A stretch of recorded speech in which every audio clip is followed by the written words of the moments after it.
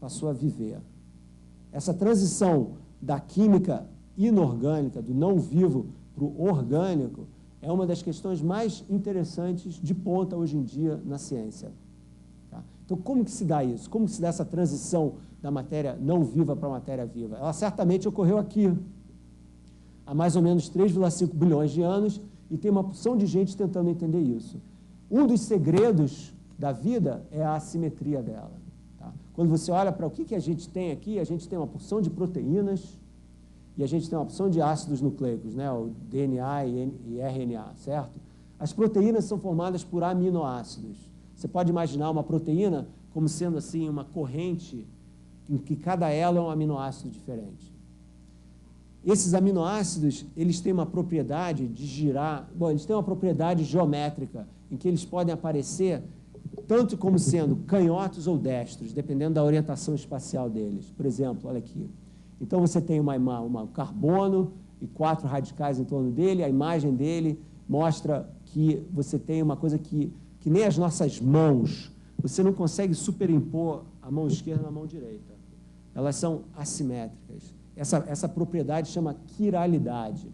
Vem de quiromante, né? Leitora de mão, quiro é mão, quiromantes. Essa quiralidade é muito importante. Se você vai para o laboratório, tá, e cria um aminoácido no laboratório, ele vai aparecer 50% do jeito esquerdo, 50% do jeito direito. Todos os aminoácidos que aparecem em seres vivos, desde uma minhoca até uma baleia, até uma palmeira, não interessa, só usam aminoácidos canhotos. Então, de alguma forma, a vida selecionou um dos dois tipos possíveis e ela só funciona desse jeito. Se você misturar num ser vivo os aminoácidos com a quiralidade oposta, esse ser não sobrevive. Tá? Então, existe uma assimetria fundamental ali. Um outro tipo de erro ou assimetria que existe é na genética.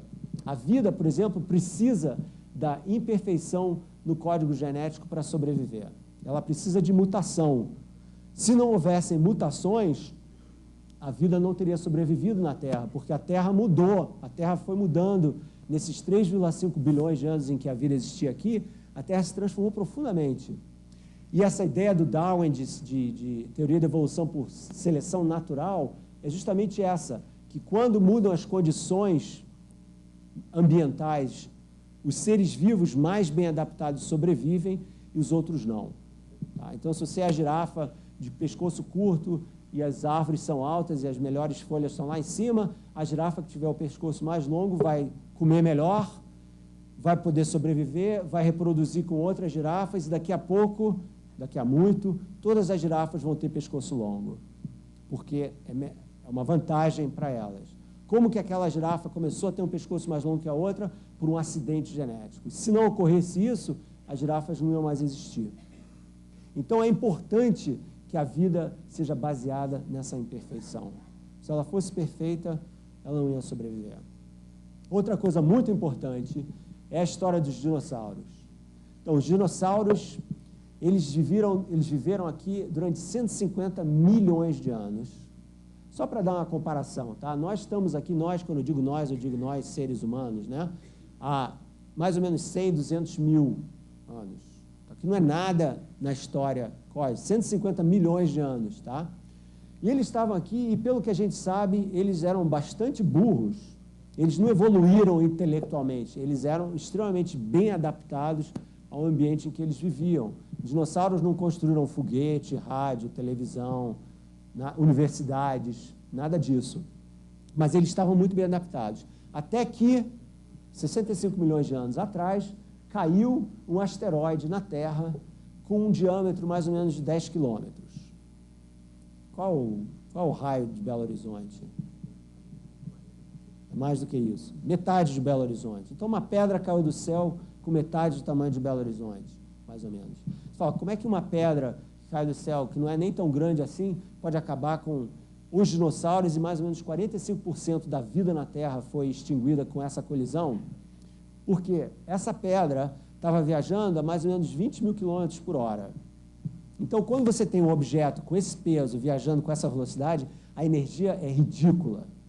Só como comparação, seria o seguinte: você pegar todas as bombas de hidrogênio que existiam no clímax da Guerra Fria, mais de 10 mil, detonar 10 mil bombas de hidrogênio, não é bomba atômica não, bomba H, as piores, as termonucleares, detonar todas elas ao mesmo tempo, multiplica a energia por 100 mil. Essa é a energia desse impacto. Não tinha radioatividade, mas a energia do impacto foi devastadora. A quantidade de material que foi deslocada, sabe quando você joga uma pedra na água, tem sempre um repuxo, né, uma coisa que volta? Essa volta de material foi até a metade da distância, até a Lua. Tá? E quando caiu de novo, cobriu a Terra com uma... Eu estou parecendo um pastor evangélico. Cobriu a Terra com uma nuvem negra, o Sol não passou mais, e foi o fim do mundo para os dinossauros. Foi o apocalipse total dos dinossauros. Realmente, se eles tivessem isso no Novo Testamento, ia estar lá. Eles foram embora. Mas os mamíferos que também existiam na época, que eram, na verdade, pequenos roedores, eram ratinhos bem pequenininhos, ficaram, de repente, sem predadores, começaram a se desenvolver muito mais rápido, se multiplicar, e 65 milhões de anos depois, estamos nós aqui. Então, a história da vida na Terra depende da história da Terra, das coisas que aconteceram aqui. Então, quando você começa a pensar nos outros planetas, no que tem lá fora, você vê que a Terra é um planeta extremamente especial. Tem essa outra teoria de extinção dos dinossauros também, que eles foram extintos porque eles fumavam. Em ciência, a gente sempre tem que colocar as duas possibilidades e ver qual é o peso de argumento, né? Tem que ser... Eu falo isso para os meus irmãos o tempo todo, acho que eles já entenderam. E nos outros planetas, o que acontece? Será que existe vida, então, em outros lugares? Bom, essa é a grande pergunta, né? Afinal de contas, se as leis da física são as mesmas através do universo, disso a gente não tem dúvida. E se a química é a mesma, se você tem outras estrelas, como hidrogênio e hélio, e outros planetas que têm carbono, oxigênio, será que não vai existir vida por todo canto? Essa é a grande procura. Então, tem duas maneiras de você fazer isso. Uma delas é tentar ouvir os extraterrestres. Você assumir, e essa aí é uma suposição gigantesca, você assumir que não só existe vida em outro planeta, mas que essa vida evoluiu até ficar inteligente. Eu passei um bom tempo aqui tentando convencer vocês de que não é bem assim a história, que existir vida num lugar necessariamente não leva à vida inteligente. Você pode ter um planeta cheio de bactérias e elas estão felizes da vida e vão ficar lá durante bilhões de anos e não vai acontecer nada demais. São duas histórias muito diferentes, vida e vida inteligente. Tá? Mas 200 bilhões de estrelas, né? 1 trilhão de planetas e luas na Via Láctea, será que não existem outras civilizações inteligentes por aí? Então, existe um projeto de 50 anos agora, lá nos Estados Unidos, chamado A Busca por Inteligência Extraterrestre. Vocês aí que são um pouco mais velhos devem ter visto o filme Contato, com a Jodie Foster. Vocês que são mais novos, vai lá e aluga hoje à noite o filme para ver, que realmente é muito bom. É um dos melhores filmes de ficção científica que eu conheço, pelo menos. Que é justamente sobre essa ideia de o que aconteceria com a Terra se a gente fizesse contato com uma civilização inteligente, muito mais inteligente do que a gente. Né? Como que as pessoas reagiriam a esse tipo de... É muito legal. Bom, eles estão ouvindo porque, afinal de contas, se nós mandamos ondas de rádio para o espaço, e a gente já está fazendo isso há mais de 70 anos, então essas ondas já viajaram 70 anos-luz, que é a velocidade que uma onda de rádio viaja pelo espaço. Então, uma estrela a 40 anos-luz daqui, com seus planetas, pode estar ouvindo, deixa eu ver, 40 anos, a discoteca do Chacrinha, por exemplo, pode já estar passando em algum outro planeta, entendeu? Por outro lado, a gente também pode estar ouvindo alguma coisa deles. Então, esse projeto vem buscando essas transmissões de rádio de outras inteligências e, por enquanto, não encontrou nada. Tá? E é muito pouco provável que vai encontrar por várias razões que não dá tempo de falar. Então, a gente vai nos outros planetas, a gente vai até Marte. Olha Marte. Eu não quero ir para lá de férias. Marte é um deserto gelado. Se tiver tido, é possível que tenha existido algum tipo de vida em Marte quando Marte era jovem, mas muito, muito pouco provável que tenha vida hoje em Marte. Vênus é pior ainda. Vênus só é bonita no céu, assim, né? A estrela d'alva, aquela coisa poética, lírica. A superfície de Vênus tem mais ou menos 500 graus de temperatura. Ela é o que poderia acontecer com a Terra se o efeito estufa aqui ficasse acelerado exponencialmente.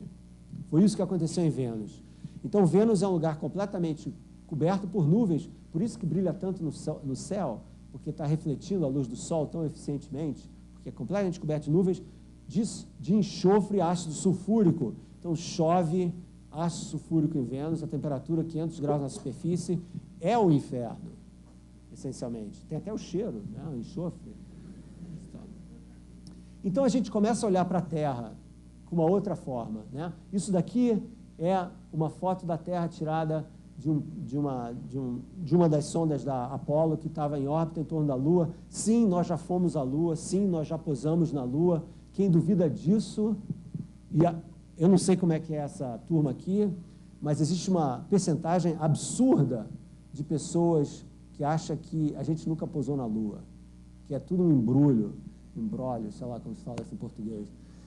E isso aí é uma coisa, ao contrário, o pouso na Lua não teve foram 6, se eu não me engano. Tá? E é uma coisa que devia ser celebrada como uma das grandes feitos da história da humanidade. E o que a gente vê é o seguinte, que a Terra é um planeta extremamente raro. Talvez existam outros planetas como a Terra, feito Pandora, né, do Avatar e tal, né? É óbvio que o Pandora é a Terra, né? Essa metáfora aí eu acho que todo mundo entendeu, né? Pandora é a Terra e o que está acontecendo é justamente o que a gente está percebendo, é que quando a gente olha para o espaço, talvez existam outros planetas como a Terra, mas não vão ser muitos. Você, para ter um planeta, não é que a Terra está à distância correta do Sol para ter água líquida, isso é verdade. Isso daí é um dos pequenos detalhes. A Terra tem uma porção de propriedades, que eu explico em detalhe no livro, mas que aqui não dá tempo, que fazem com que ela possa ter tido vida durante bilhões de anos. Não é só poder ter criado vida durante um pouquinho, você tem que sustentar esse ambiente durante muito tempo, e para isso você tem que ter um equilíbrio climático, um equilíbrio orbital muito grande. Então é muito complicado um planeta sustentar a vida durante bilhões de anos e, pelo que eu contei para vocês, é muito mais complicado ainda você ter formas complexas de vida e, mais ainda, formas complexas de vida inteligente.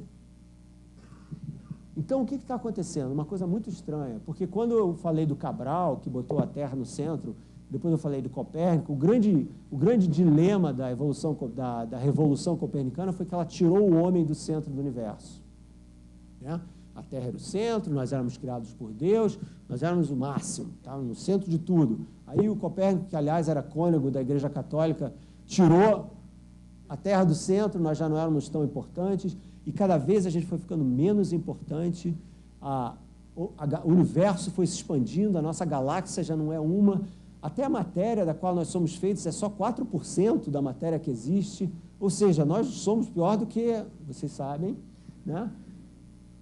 Mas, por outro lado, o que a gente está descobrindo? Que a Terra é um planeta extremamente raro, que a história da vida na Terra é uma história extremamente rara e que o fato de que aqui houve a possibilidade da matéria se aglomerar a ponto de criar criaturas inteligentes capazes de se questionar sobre quem nós somos, de onde veio o mundo, por que nós estamos aqui e por que nós temos que proteger esse planeta, torna a Terra e nós profundamente importantes. Nós hoje somos como o universo pensa sobre si mesmo. Nós somos a consciência cósmica. Talvez existam uns ETs lá longe, mas a gente não sabe disso e provavelmente nunca vai saber. As distâncias interestelares são enormes. Só para você ter uma ideia, se a gente quer ir para a estrela mais pertinho do Sol, que é a Alfa Centauro, fica 4,5 anos-luz de distância daqui, com a espaçonave mais rápida que a gente tem hoje. Sabe quanto tempo ia demorar? 120 mil anos. Tá? Não dá para ir com essa tecnologia. Então, tem que ser uma outra tecnologia muito diferente. Até se a gente conseguisse desenvolver um foguete que andasse a 1/10 da velocidade da luz, a 30 mil quilômetros por segundo, iam demorar 45 anos para chegar lá. na estrela mais próxima, que, aliás, não tem planetas interessantes. Então, viagens interestelares, pelo que a gente entende hoje, são extremamente complicadas. Então, nós estamos sozinhos. Esse é o ponto. Apesar da turma de... É em Varginha? Né? Que é por aí, né? Aqui nesse estado. Né? Apesar da turma ter visto muitas luzes nos céus, pelo que a gente tem de concreto hoje, nós estamos sozinhos, nós somos a consciência cósmica. E isso transforma a nossa história. Então, a ciência moderna está botando a gente de volta, não no centro do universo geométrico, mas no centro do universo moral. Porque se é verdade que a vida é rara e que nosso planeta tem essa vida complexa, que criou seres como nós, que somos capazes de pensar sobre isso, nós temos o dever moral de preservar essa raridade cósmica. Aqui tem uma imagem, que é uma imagem absolutamente incrível, chamado o pálido ponto azul. É uma imagem da Terra tirada de Saturno, de uma sonda que estava passando por Saturno. Foi o Carl Sagan, que era um grande divulgador de ciência americano, que fez isso, mandou fazer isso, né, que sugeriu isso. E você olha, então, para aquela Terra lá, que é onde nós estamos agora, e todas as civilizações antigas estavam agora, e todo o futuro da humanidade vai estar, e você percebe como é frágil esse ponto azul. Entendeu? Igual a nossa, não tem, certamente não tem, por grandes, vastas distâncias. Então, isso muda a consciência, deveria, pelo menos, mudar a consciência das pessoas. Então, nesse final do livro aí que eu falo, eu estou transformando isso numa espécie de manifesto, um manifesto de proteção da vida. Não é só aquela coisa da ecologia, vamos proteger o mundo, efeito estufa. Não, é muito mais profundo do que isso. Nós temos um dever, como criaturas cientes num planeta raro, nós temos o dever de preservar o que a gente tem e, quem sabe, difundir isso pelo espaço. Então, os ETs somos nós.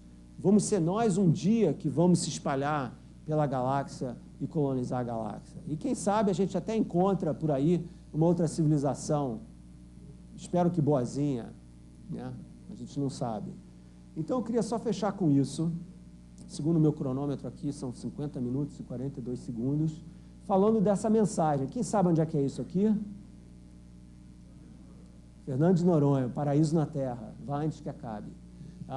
Então, essa é a ideia que eu queria fechar. Falar não do antropocentrismo, né, a ideia de que o homem é o centro do universo, mas do humanocentrismo, da ideia de que nós, como seres pensantes e cientes, temos o dever de preservar essa joia rara que nós temos e a vida que existe aqui. Obrigado.